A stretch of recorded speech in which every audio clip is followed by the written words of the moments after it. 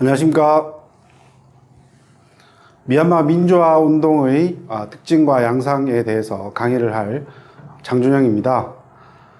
여러분들 미얀마에 대해서 많이 최근 들어서 이제 큰 이슈가 되면서 미얀마 국내 그리고 또한 국제관계에 대해서 많은 관심을 기울이시는 분들이 있는 걸로 알고 있습니다. 그러나 우리가 언론에 보도되는 내용들은 상당히 이제 흥미진진한 내용, 그러니까 일종의 우리 시청자들의 관심을 끌기 위한 내용들이고, 실제로 미얀마가 독립 이후 현재까지 어떠한 과정을 거치면서 군부 통치가 아주 고착화되고, 또한 민주화 운동이 그렇게 성공적이지 못했느냐에 대한 근본적인 물음과 해답에 대해서는 역시 많은 의문을 가지고 계실 것으로 생각을 하고 있습니다. 그래서 저는 오늘 여러분들께 미얀마 민주화 운동의 특징, 그리고 그 양상에 대해서, 그리고 앞으로는 우리가 미얀마의 민주화를 응원하고 지지하며 연대하기 위한 그러한 방편으로서 다양한 생각들을 같이 공유하고자 합니다.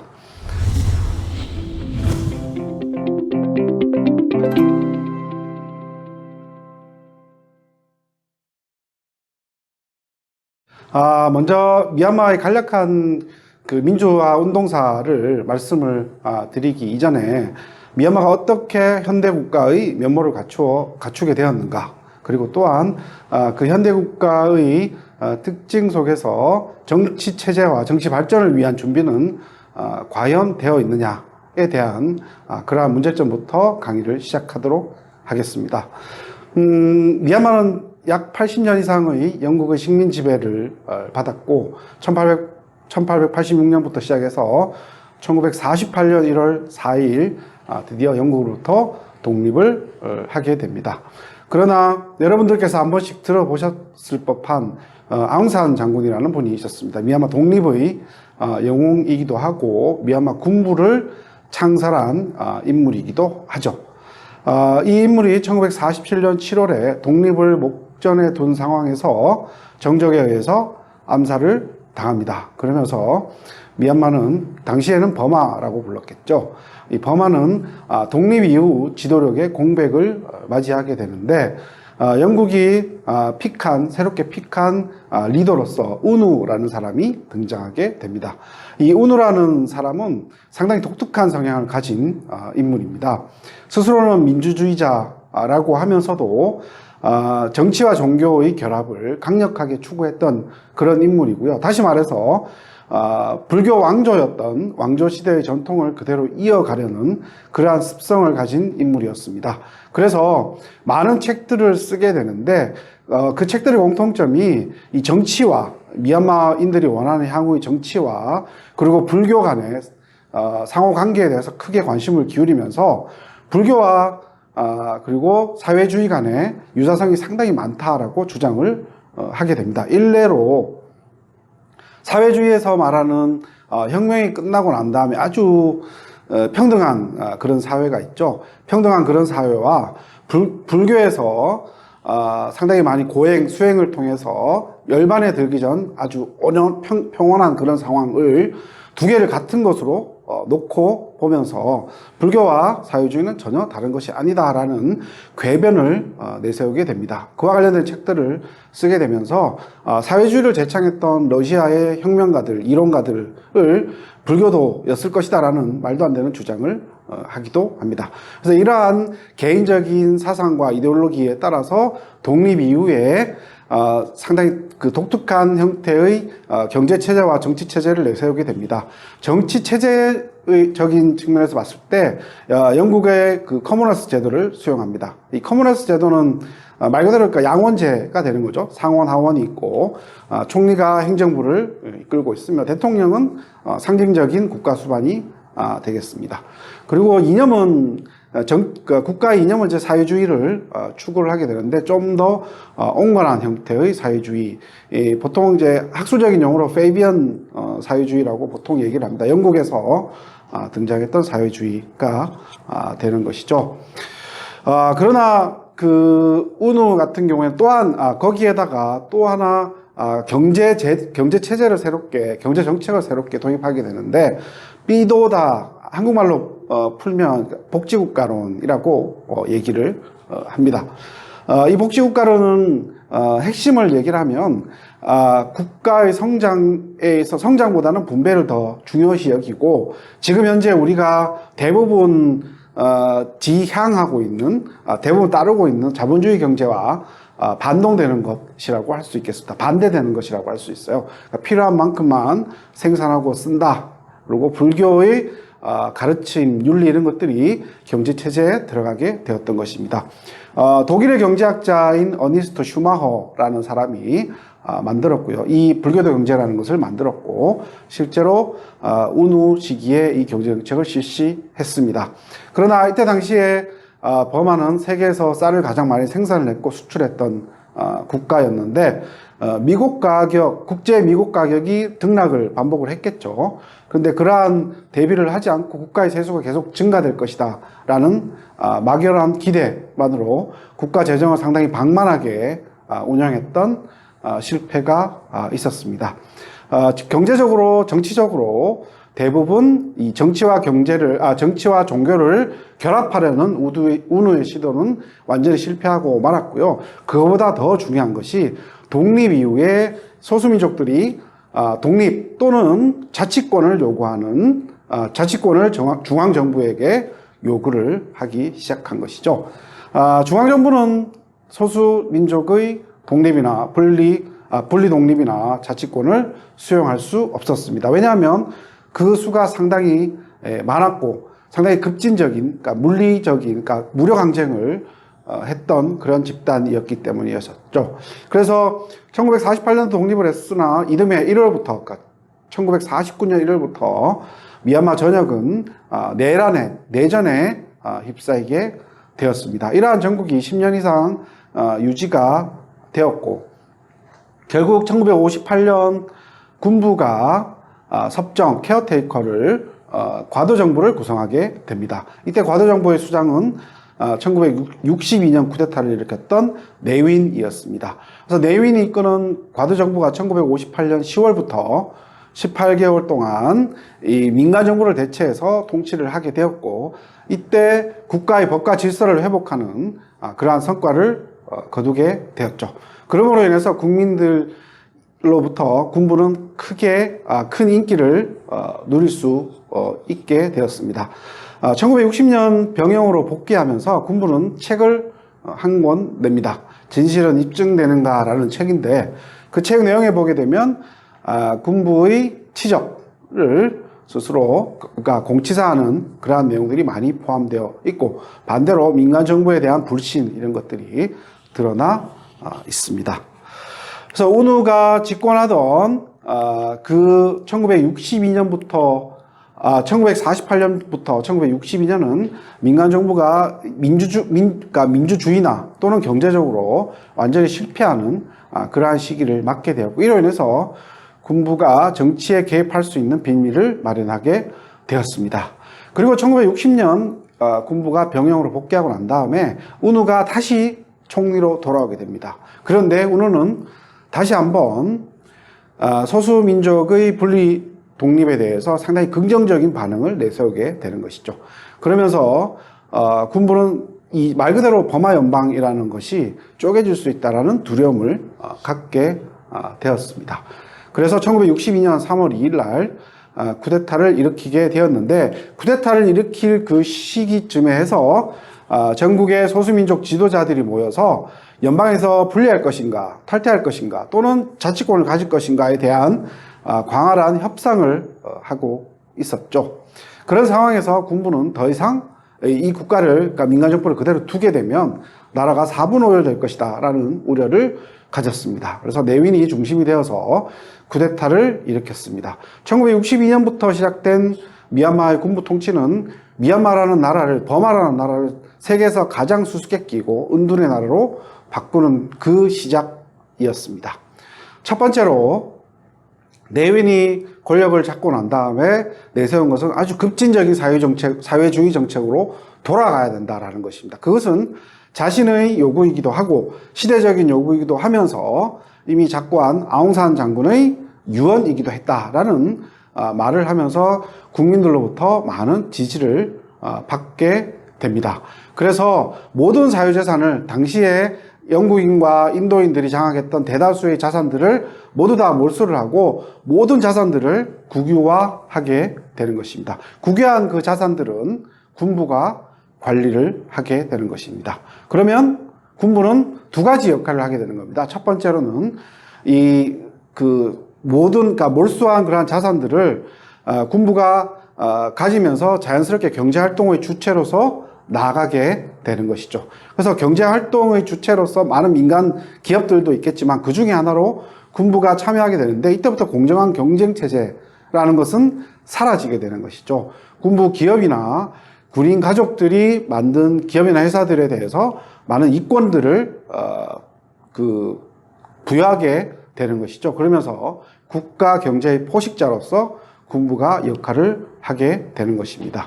그리고 또한 내위는 운우 정부의 실패를 다양한 이유로 들고 있지만 그 중에 하나를 민간 관료들을 신뢰하지 않았습니다. 그래서 모든 민간 관료들을 해고하고 그 자리에 민간 관료 자리에 관료 사회를 군부로 채우게 되죠. 군인들은 나라를 상당히 잘 지킬 수는 있지만 행정력이라는 것에는 완전히 말 그대로 아무런 능력이 없는 그런 사람들이죠. 그런데 이 군인들은 윗사람들에 대한 충성심으로 이제 똘똘 뭉쳐 있는 사람들이니까 업무의 전문성이나 지속성 이런 것들이 결여되었고 그럼으로 인해서 국가 행정이 완전히 실패하게 되었습니다. 예를 들어서 통계들 있죠. 각종 통계들 이런 것들을 다 조작해서 발표를 하게 되는 것이죠. 이러한 인습 같은 경우는 2010년 미얀마가 개혁 개방을 할 때까지만 하더라도 군부에 의해서 조작된 통계, 날조된 여러 가지 정보들이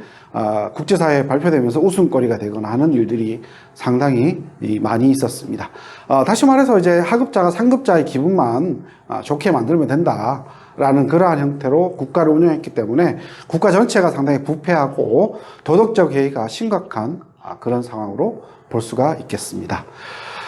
그리고 운우가 내세웠던 하나의 외교정책이라고 할 수도 있고 볼 수 있는 것이 이 범아식 사회주의의 핵심이 자력갱생이거든요.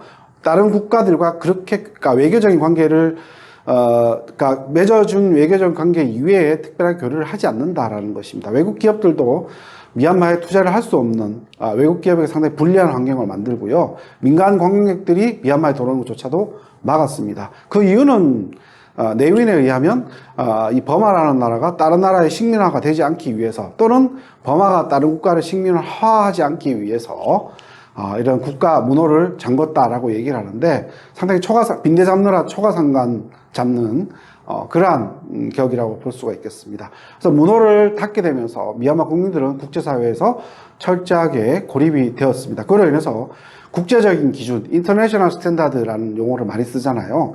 그러한 기준에 대한 학습 기회가 박탈되었습니다. 그래서 민주주의라는 것이 과연 무엇인지에 대해서 말은 들어봤는데 민주주의라는 것이 무엇인지, 시장경제, 자본주의라는 것이 무엇인지 말은 들어봤지만 그것을 직접적으로 학습할 수 있는 기회가 없어졌다라는 그러한 특징도 있겠죠. 그리고 또 하나 군부는 소수민족들을 적극적으로 탄압하게 되는 것입니다. 이 사람들은 몇 차례의 군부와 협상 테이블을 마련한 것은 있었지만 사실상 협상이라기보다는 그냥 군부를 물리력을 동원해서 강압적으로 억누르는 것이죠. 그러니까 그 시기에 영국이 버마족과 소수민족들을 이렇게 그러니까 갈라치기를 해서 소수민족들을 우대하고 버마족들을 탄압했던 것처럼 그러한 방식을 내세우게 되는 것입니다. 군부도 이 버마족을 제외한 소수민족들을 지속적으로 탄압하게 되고 소수민족 또한 이 그러니까 버마족이 이끄는 군부에게 저항하는 그러한 구도를 형성하게 되는 것이죠. 한편으로 이 버마족 일반 국민들에 대해서는 이 소수민족들이 지속적으로 분란을 일으키기 때문에 연방이 분열된 위기에 있다라고 감언 의사를 내세우게 되는 겁니다. 근데 국민들이 거기에 속아 넘어가게 되면서 이 버마라는 나라는 버마족이 이끄는, 그러니까 군부가 이끄는 버마족과 그리고 소수민족들 간의 대결 구도가 유지되면서 지난 50년간 사회적 균열이 심각한 국가로 남게 되었던 것입니다. 내윈이 통치하는 26년간 이 버마라는 나라는 완전히 실패한, 정부의 실패가 아니라 실패한 국가의 실패로 볼 수가 있겠습니다. 예를 들어서 1962년 쿠데타를 일으킬 때까지만 하더라도 버마는 아시아에서 일본, 필리핀 다음으로 잘 사는 부국이었는데 1987년 12월에 유엔 총회에서 세계에서 가장 가난한 국가 최빈국 대우라는 제도가 있습니다. 그 제도의 최빈국 대우의 반열에 올랐습니다. 그러니까 한 사람의 지도력, 어떤 사람을 지도자로 만나느냐에 따라서 국가의 운명이 달라질 수 있다라는 사례를 이 미얀마를 통해서 극명하게 확인하실 수 있겠습니다. 여기까지가 이제 미얀마 군부와, 그러니까 민간 정부와 군부 통치가 있으면서 미얀마 사회 구조가 고착화된 그런 과정들을 보여드린 것이고요. 지금부터 설명할 내용은 그러면 군부의 반대 진영에 있는, 그러니까 반정부 투쟁에 몸을 투신해 왔던 민주 진영의 인사들의 그 행태들에 대해서 몇 가지를 말씀드리고자 합니다. 제가 말씀드리는 것은 이 반정부, 그러니까 민주 진영에 있는 분들을 비난하고자 하는 의도가 전혀 없고, 미얀마 민주화 운동의 바른 길, 이상적인 길을 제시하기 위한 하나의 대안으로서 설명을 드리는 것이기 때문에 그분들에 대한 인신적인 공격 이런 것이 전혀 아니다라는 점을 잘 알아두시면 좋을 것 같습니다. 제가 아까 말씀드렸듯이 이 내윈 정권이 국제사회에서 자발적 고립을 택하게 되면서 인터내셔널 스탠다드, 국제 기준이라는 건 잘 모른다고 말씀을 드렸죠. 그러한 사건들이 여실히 드러난 것이 1988년도 민주화운동입니다. 우리에게는 8888로 많이 기억이 되고 있지만 이 88년 민주화운동은 3월부터 9월까지 있었습니다. 꽤 오랫동안 이에요. 그 시기의 특징을 보게 되면 크게 반군부 세력은 크게 세 덩어리 정도로 볼 수가 있습니다. 첫 번째 덩어리는 퇴역한 군부 집단입니다. 이 퇴역한 군부 집단들은 주로 내윈 정권에 있어서 고위층까지 올라갔다가 내윈에 의해서 축출당한 그러한 집단들이겠죠. 이러한 퇴역한 군인들은 반내윈 전선이지 뭐 민주주의를 쟁취하자 이런 특징은 아니었었고요. 또 하나는 학생층들이 있었는데 이 학생층들은 여전히 사회주의 혁명을 해야 된다. 그러니까 식민 시기에 보여줬던 상당히 휘발성이 강하고 이념으로 무장한 그런 혁명을 꿈꾸던 그런 친구들이었습니다. 그래서 민주주의라는 것과 사회주의에 대한 개념이 상당히 혼란스러웠고 그들이 군부 정권을 종식시킨다는 것을 일종의 혁명으로 보았다라는 것이죠. 그러한 측면에 하나가 있고 아웅산 수치가 이끄는 또 다른 민주주의가 있었는데 이 민주주의는 그냥 단순하게 아웅산 수치를 추종하는 그런 세력들로 볼 수가 있었습니다. 그리고 마지막 소수민족 집단이 있겠죠. 네 번째 집단으로서 제4의 집단으로서 소수민족 집단은 아예 민주주의 운동 자체에 관심을 기울이지 않았습니다. 이 틈을 타서 우리가 자치권을 가져올 수 있는가 거기에 큰 관심을 기울였다라는 것입니다. 이러한 측면은 그러니까 민주주의를 학습할 수 없는 상황에서 자기네들은 스스로 민주주의라고 얘기를 하지만 어떻게 그것을 이룩할 것인가 그리고 또한 민주주의가 이념이 아니고 실천의 방향이라는 것 절차적인 과정이라는 아주 단순한 논리라는 것을 아직도 제대로 이해하지 못하는 분들이 많이 있다라는 점. 예를 들어서 미얀마 사람들에게 또한 정치인들에게 민주주의란 무엇인가라고 물어보면 제가 들은 경험에 하면 다당제일 경우, 그러니까 여러 개의 당이 등장했을 경우, 그리고 선거를 했을 경우 민주주의라는 말을 하고 있습니다. 그런 측면에서 그런 기준에서 봤을 때 세계의 민주주의 국가는 상당히 늘어날 수밖에 없는 상황이겠죠. 우리 동남아 국가만 하더라도 다당제이면서 정기적으로 선거를 하는 국가들도 상당히 많이 있지만 그러한 국가들은 모두 민주주의 국가로 분류를 하고 있지 않기 때문인 것이죠. 그리고 또 하나는 조금 전에 말씀드렸던 이 파벌 문제들도 상당히 있다라는 것이죠. 88년도 민주화운동의 사례에서 말씀을 드렸듯이 학생, 퇴역 군인, 소수민족 각 분파들 간의 이익이 상당히 다르게 나타났고 2021년 쿠데타 이후 사례만 보더라도 MZ세대들, 그러니까 80년대 말 90년대 이후에 출생한 친구들만 거리로 많이 나왔을 뿐 특별하게 기성세대들이 거리로 나오지 않았다라는 점도 그러한 특징으로 볼 수가 있는 거겠죠. 역시 마찬가지로 소수민족들도 크게 관심을 기울이지 않았다라는 것입니다. 그리고 또 하나의 특징으로서는 미얀마의 시민들은 생계 우선의 원칙을 상당히 중요시 여기고 있다라는 것입니다. 이것은 미얀마 사람들은 아무리 자신과 그 정권을 갖고 있는 사람이 폭정을 하더라도 내가 밥을 먹고 사는데 지장을 받지 않는다면, 그러니까 말 그대로 그 목숨만 연명할 수 있다면 특별하게 저항하지 않는다라는 그러한 특징이 있는데, 그러한 단적인 사례가 2007년도 승려 중심의 시위라고 볼 수가 있겠습니다. 2007년도 승려 중심의 시위는 승려들은 걸식을 하잖아요. 탁발을 얻어서 걸식을 하는 집단이기 때문에 일반 불교도들이 공양하는 이 바리떼, 바루 그릇에 공양하는 음식물들이 그렇게 다채롭지가 않았다라는 것이죠. 그래서 국민들을 대신해서 시위를 하게 됐는데, 이때 제가 미얀마 사람들한테 물어봤을 때 우리는 군부가 무서워서 쉽게 거래로 나서지 못한다라고 얘기를 했다라는 것이죠. 그 말은 여전히 그때 그러니까 생활 자체가 상당히 힘든 상황이었음에도 불구하고 국민들은 쉽게 거래로 나서지 못했고, 그 대신에 승려들이 나서서 정부에 저항하는 그러한 움직임을 보였다라는 그러한 특징이 있을 것 같습니다. 네, 그리고 2010년에 총선이 있고 2011년부터 미얀마가 개혁 개방을 추진을 했었고, 2015년 총선 결과에 따라서 아웅산 수치가 이끄는 NLD 정부가 정권을 가져왔습니다. 많은 언론에서는 미얀마의 개혁 개방 이후에 등장한 아웅산 수치의 정부를 두고 군부 통치를 종식시키고 미얀마의 민주화 시대가 열렸다, 반세기 만에 미얀마 민주화 시대가 열렸다라고 많이 다 단언을 했지만 저는 그렇게 보지 않았습니다. 왜 그러냐면 일반적으로 권위주의 정권, 그러니까 비민주 정권이 민주화되는 그 과정을 보게 되면 시민사회라는 것이 등장을 하고요. 이 시민사회는 당연히 정권을 견제하는 거죠. 정권을 견제하거나 또는 정권을 퇴출시키기 위해서 많은 노력을 하고 있죠. 야당도 등장하게 되는 겁니다. 그러나 미얀마의 개혁 개방이나 체제 전환의 과정은 야당과 시민사회의 참여가 전혀 없었다라는 것입니다. 다시 말해서 군부는 스스로 정치 권력을 포기한 것이 아니고 그들의 권력을 민간 정권에게 어느 정도 위탁해 놓은 그런 상황이라고 보아야 하겠죠.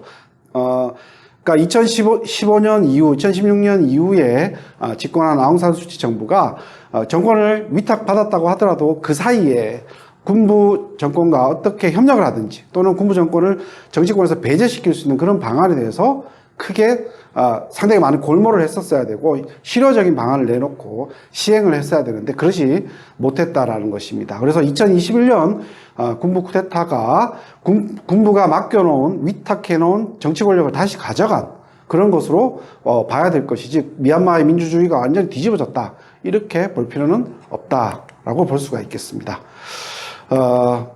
그래서 2010년도 이후에 사실상 미얀마의 그러니까 민주화라는 것을 봤을 때 정작 민주화라기보다는 두 개의 권위체가 양립하고 있는 그런 상황으로 볼 필요가 있다는 것입니다. 하나의 권위체라는 것은 말 그대로 군부가 누려온 기득권이 그대로 유지가 되고 있는 것이죠. 1962년부터 현재까지 군부의 정치 권력 하나가 그대로 유지가 되고 있고 거기에는 정치 권력 플러스 경제 권력까지 같이 포함되어 있는 것이고요.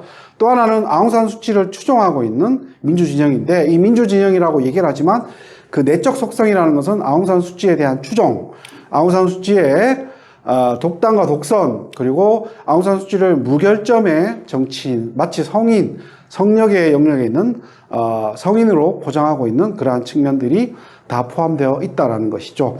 그래서 경쟁하는 두 개의 권위체가 공존하고 있는 것이 미얀마 정치 지형의 특징이라고 볼 수가 있을 것 같습니다. 그래서 만약에 군부 쿠데타가 일어나지 않았다고 하더라도 이 아웅산 수치 정부를 그냥 그대로 두게 되면 민간 권위주의로 갈 수 있는 가능성도 상당히 열려 있었다는 점 잘 기억해 두시면 좋을 것 같습니다. 올해 2021년 쿠데타 이후에 미얀마에서는 많은 사람들이 사망하고 다쳤습니다. 구금된 사람들도 많고요. 그러나 아직까지 이 시민들의 저항은 지속적으로 이어지고 있고요. 군부는 그러니까 실질적으로 군사평의회를 수립을 했습니다. 뭔가 군부 주도의 새로운 정치 제도를 수립하기 위해서 많은 노력을 하고 있습니다. 1년 반, 2년 정도 뒤에는 총선을 실시한다라는 그러한 계획도 있는데, 지금 현재 그 시위를 실패했다라고 보기는 아직까지 이런 감이 있습니다. 여러 가지 지적할 점이 있습니다. 첫 번째로는 이 소수민족들 문제에 대해서 많은 국민들이 각성을 하기 시작했다라는 것입니다. 대표적으로 이제 모든 국민들이 이 로힝자족은 우리의 국민이 아니야 라고 국민들의 90% 이상이 다 거부를 했었죠. 그런데 이 로힝자족을 포함해서 미얀마 내에서 134개에 달하는 소수민족들이 군부에서 상당히 많은 탄압을 받았다라는 사실을 각성을 하게 되었습니다. 그래서 군부 이외에 그러니까 민주진영이 설립한 국민통합정부라는 NUG라는 정부가 있죠. 이 정부에서도 모든 소수민족들을 통합한 하나의 정부를 만들겠다라는 그러한 시도를 하고 있습니다. 그래서 모든 국민들은 지금까지 군부의 프로파간다에 의해서 버마족과 소수민족들 간의 갈등을 유발해 온 점을 스스로 자각하고 각성하고 있다는 점, 이 하나가 있을 것 같고요. 그리고 또 하나는 이 군부라는 집단이 정말 미얀마 국민들을 위해서 존재하는 것이 아니고 그들만의 이익을 위해서 존재한다라는 것을 명확하게 알게 되었습니다. 그리고 세 번째로는 이 아웅산 수치 민주진영에 대한 내적인 성찰이 일어났다라는 것이죠. 특히 좀 연세가 있으신 분들 같은 경우에는 아웅산 수치에 대한 맹목적인 충성 이런 것들이 있습니다. 실제로 2012년 아웅산 수치가 제도권에 입성할 때 국민들을 인터뷰한 보도들을 많이 보면 아웅산 수치가 되면 국민들을 잘 살게 할 것이며 정치도 발전시킬 것이다. 그렇게 상당히 막연한 기대를 해왔습니다. 그러나 아웅산 수치도 그냥 한 명의 정치인에 불과하다라는 것이죠. 그리고 집권한 지난 5년 동안 경제적인 발전, 정치적인 발전에서도 사실상 이전의 유사 민간 정부랑 그러니까 유사 민간 정부와 성과면에 있어서 큰 성과를 내지는 못했다라는 것은 사실이라는 것입니다. 그래서 아웅산 수치에 대한 맹목적인 지지 이런 것들 다시 한번 생각해보는 그러한 좋은 기회가 되었습니다. 그리고 1990년대 이후 미얀마 민주화 운동은 주로 해외에서 진행이 되었는데요. 성과가 전혀 나지 않았습니다. 그래서 2021년 쿠데타 이후에도 미국에 있는 이 망명가들이 민주화 운동의 주도권을 미국으로 다시 가져가려고 시도를 했습니다만은 그러한 시도를 끊어버리고 미얀마 국내에서 민주화 운동을 추진하고 있다라는 점. 이 상당히 고무적이다라고 볼 수 있습니다.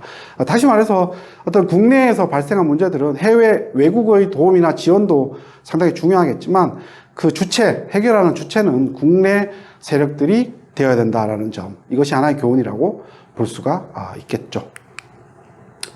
자, 미얀마 같은 경우에는 아들 부시 대통령 때 한때 아웃포스트 오브 타이러니라고 해서 폭정의 전초기지로 불렸던 그런 국가입니다. 완전 로그 스테이트, 불량 국가 중에 하나로 분류가 되었습니다. 거기에는 이제 북한 같은 경우는 악의 축으로 되어 있었죠.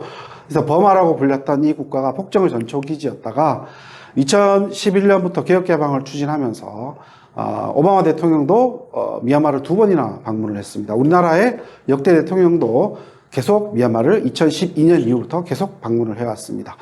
미얀마가 가지고 있는 전략적인 또한 경제적인 그리고 미얀마 사람들이 갖고 있는 그러한 충분한 역량들을 따졌을 때 미얀마는 우리에게 적지 않은 경험을 주고 오바마 대통령은 실제로 북한의 개혁개방을 거론하면서 미얀마에게 배워라라는 미얀마 모델이라는 신조어를 내세우기도 했습니다. 그러니까 20세기 가장 불량했던 국가가 21세기에 들어서 상당히 이상적인 국가로 변화하고 있다라는 것이죠. 그러나 그것이 10년이 지나고 난 다음에 다시 과거로 돌아가려는 시도를 하고 있다라는 것이죠. 군부에 의해서 그러한 시도가 이어지고 있다라는 것입니다. 실제로 프리덤 하우스에서 발표한 민주주의 지수에 보게 되면 미얀마뿐만 아니라 아시아의 민주주의가 지속적으로 하락하고 있다라는 점을 우리는 확인하실 수 있겠습니다. 완전한 민주주의를 누리는 나라는 아시아에서 한국과 일본, 몽골 세 나라밖에 되지 않습니다. 미얀마 같은 나라는 지금과 같은 상황, 군부가 집권하는 상황이 되면 과거로 돌아갈 뿐만이 아니라 국민들의 미래에 대한 기대, 미래에 대한 삶도 보장할 수 없다라는 점, 이런 점들에 대해서 우리는 잘 알아야지 된다라는 것입니다. 제가 결론적으로 말씀을 드리고자 하는 내용은 이 미얀마의 민주화 운동이라는 것은 한 국가의 민주주의의 달성이라는 점도 중요하겠지만 미얀마가 갖고 있는 민주주의에 대한 파급력이라는 점에 대해서 좀 더 관심을 기울여 주셨으면 좋겠습니다.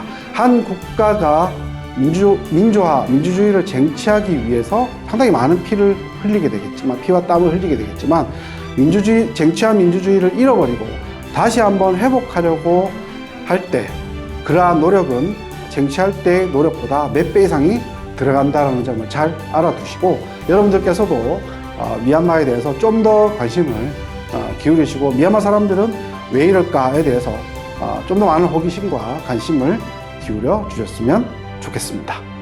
감사합니다.